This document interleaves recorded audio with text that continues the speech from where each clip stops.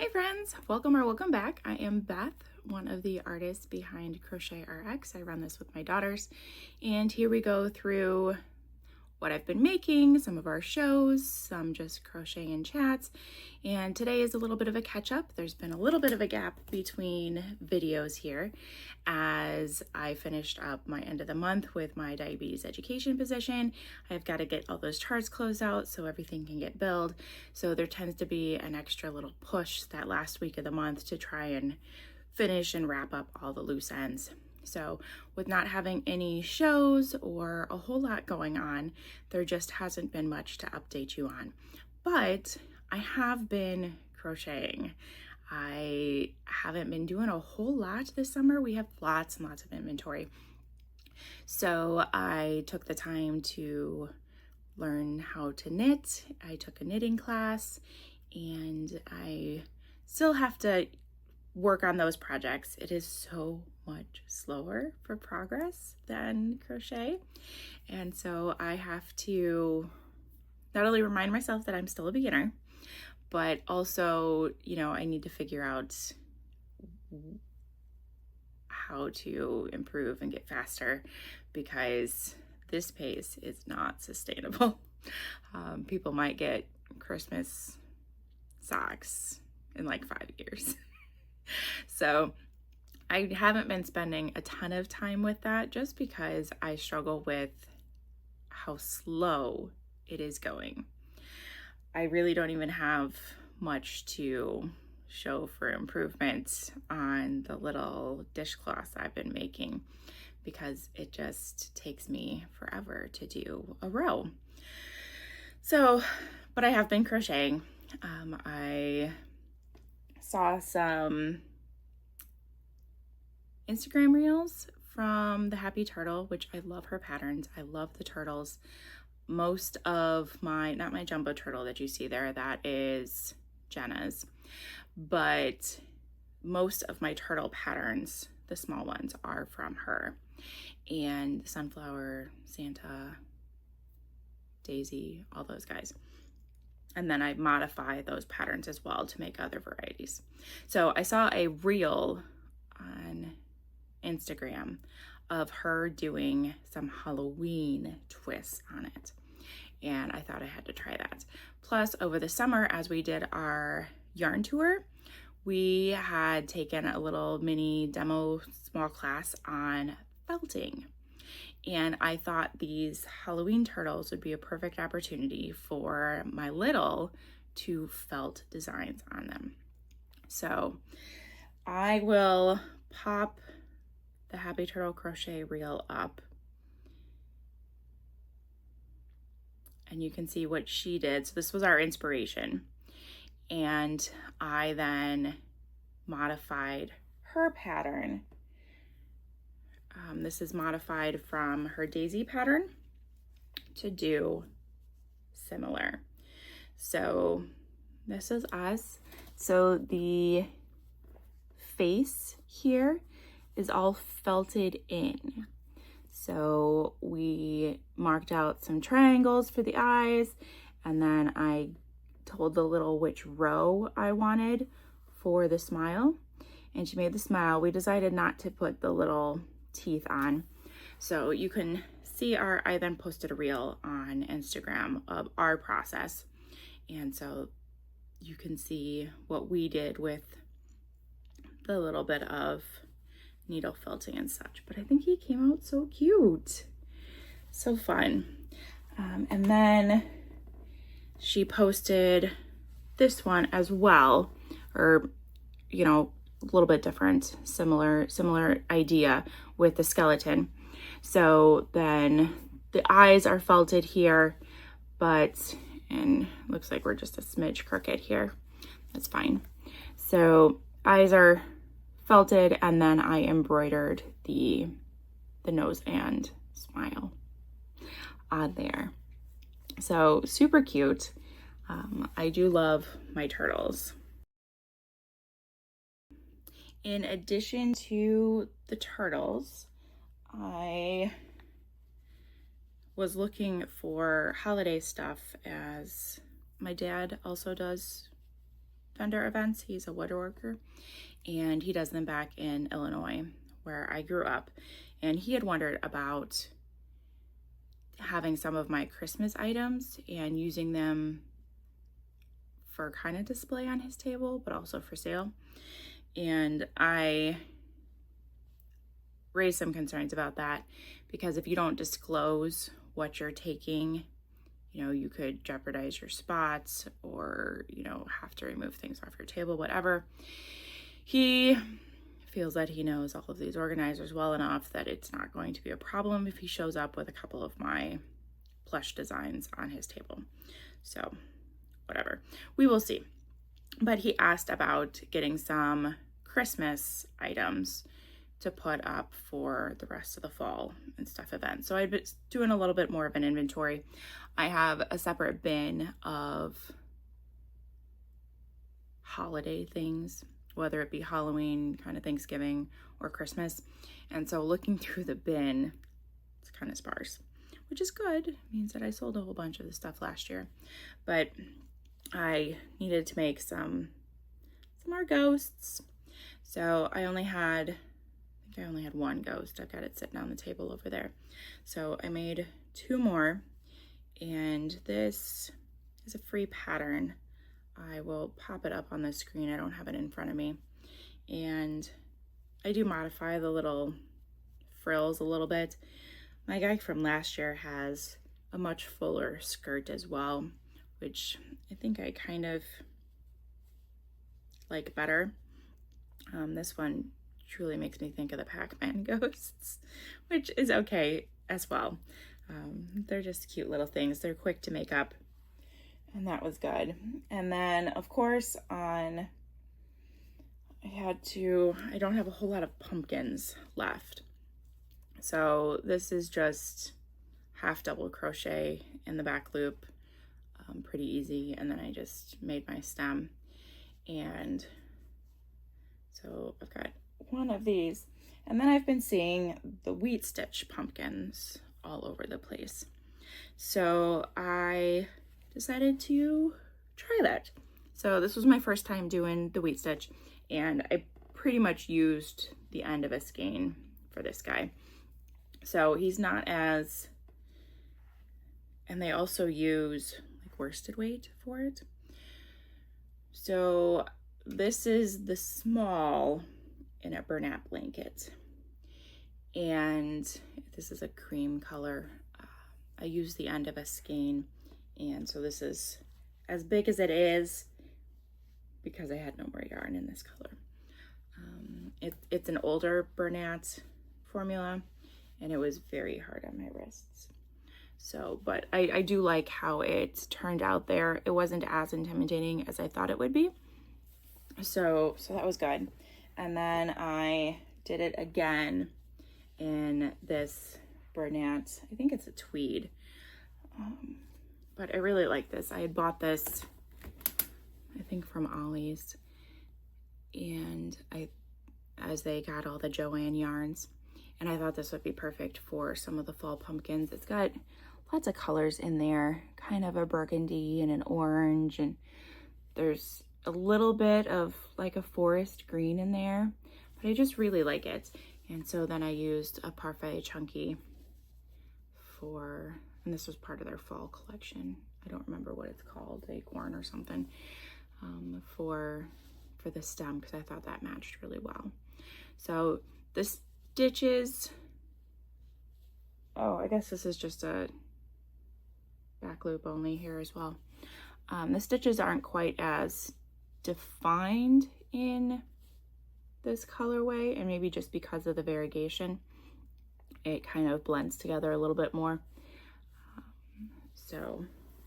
But I do like the wheat stitch. It gives it definitely a different look when comparing the two of them together. So we will see. So that's my pumpkins.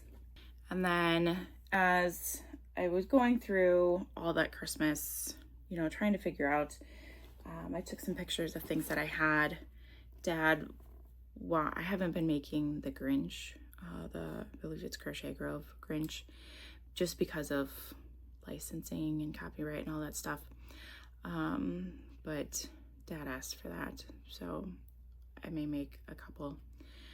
Then I don't have any Santa turtles. I apparently sold all my Santa turtles last year and didn't really realize that. Oftentimes when something sells out, I'll make a list of things that I need to remake, but being end of the season, I didn't necessarily do that. I then spent time over Christmas making things that I wanted to make and catching up on some of, other things. I'd gotten a bunch of pattern books for Christmas from the kids, so I started making levies and some of those things out of the pattern books, and not so much replenishing inventory that had sold out. So then I also have some Christmas trees, and I can pop that guy up on the screen. I don't have him out currently. I put everything back in my Christmas bin, but a cute little animated Christmas tree. I was a pattern tester for this guy last year, year before. It's been a hot minute, and super cute. I really like the velvet yarn that I did these in. I don't think I have any more of it, so I will have to figure out a different yarn for that Christmas tree. And then snowmen are something else that we've made a couple patterns of snowman, but I haven't necessarily liked how they've turned out. They've been a little wonky, little goofy looking. So I went through the patterns that I have and haven't necessarily made, and I came up with a Crochet Grove pattern. I've got my tablet here next to me. And so this is, back it up, her snowman. So this is a couple years old, this pattern bundle. The bundle has 4 different things in it. It had an elf, a reindeer, the snowman, and a gingerbread man. And so this is the snowman, and he's cute. I mean, he's recognizable. He's good. I'm not sure if I added an extra row here in the transition. If maybe when I stopped, I didn't mark off a row. His neck seems a little bit longer than what's in the picture, so I don't know. But I did sew the hat on and stuffed it a little bit. That was kind of an optional point. I did the sitting one. The legs are a little bit too far apart. It was supposed to be 5 or 6 stitches, and that's what I counted out for the rows that were marked. But he doesn't sit very well. He's pretty tipsy. But as cute as he is, it took a lot of time. So this guy took almost 2.5 hours. By the time you do all the parts and they all get sewn on, the hat that gets sewn on, you make the scarf, the nose gets sewn on, the buttons, they get sewn on. It took almost 2.5 hours. And it was my first time making the pattern. I don't know if I make him again, if he would be less time. But the way that I do my pricing calculations, I've got a pretty little sheet here. Because of the time that it took, it's $23 in just my time. And then by the time you add in $7 of yarn and $1 of fiber, because I weigh all of my things, and then you put in all the extra miscellaneous stuff, the tags, the pins, the things that go along with it, the bags that I put it in, all of that stuff gets itemized and put into because it's part of the cost of business. So I'm at like $35 for this guy, and I'm just not certain that at $35, I mean, he's big. I mean, certainly if you set him on my shoulder, he goes to the top of my head. I'm hesitant. Is $35 cute? I don't know. So I will probably make him again. I'll pick certainly a different color for his scarf and his hat trim. And we will see if he turns out a little bit less. So I made this guy in the original Posh. I do have the new Michaels version of Posh in white. I had picked it up. I had a coupon for something. And so I went and used my coupon and just picked up a white. And so I could make the next guy in the white of the Posh, Michaels Posh, and see how he turns out against that. And we can compare size and all of that kind of stuff. So I may give that a shot and see. Dad was asking for 3 of each of the Christmas things, and all of them are bigger. I'm just not sure that I want to spend my time. And then I have to ship all of these to Illinois. If I do ship all of these to Illinois, my mom did win the fundraiser drawing that we were doing for the dance. And she chose the succulent bundle. So I would ship those with these plushies because right now I do not have any trips planned back home, which kind of kills me. And it's just between shows that I've, booked and done all that, and dance. We've got a number of dance things coming up this fall, and it's just hard to find a good block of time. I could go, but if I'm taking the kids with me, we've got dance 3 nights a week, it's difficult.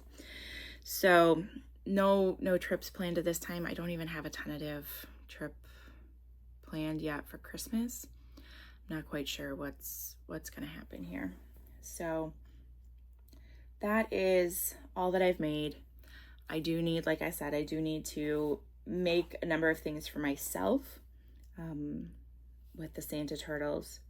And then I would like to try some of these other patterns in here.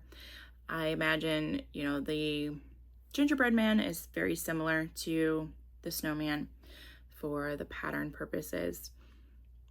These all are fairly similar. I'm not sure about the elf. The elf is a lot of color changes. So I'm not quite sure if I will do that guy, but the little reindeer is also super cute.